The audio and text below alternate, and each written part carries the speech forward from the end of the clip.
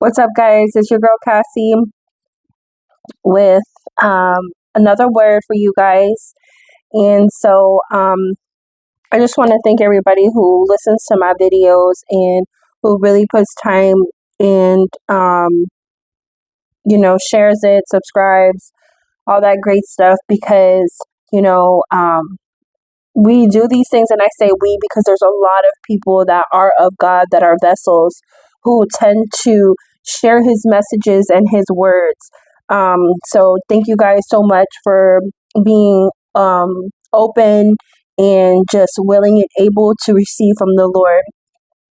I received a word today from God, and as I was in the middle of my prayer, I was praying for discernment because if you look at what we're going through nowadays, there's so much deceiving things going on in our church and our homes, all around us. And so, as I was praying for discernment, because we're living in the end times where it describes in Revelations all the things that we're going to be going through and we're going to be witnessing. It's happening today.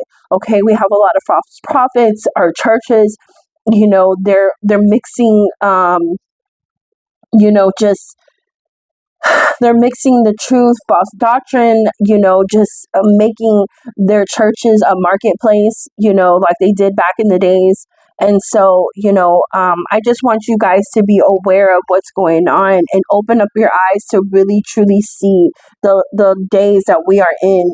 And so it's not to create fear, but it's create wisdom and to be wise. And so one of the things that I heard from the Lord was be as wise as a serpent.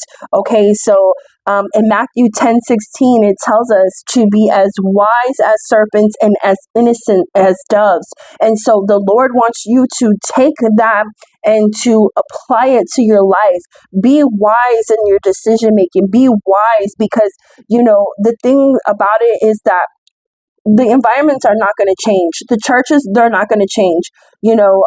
There's spirits all around us. We live in a fallen world, but our job is to be as wise. So be wise. Be cautious in the things that you listen to. Be cautious in the places that you go to.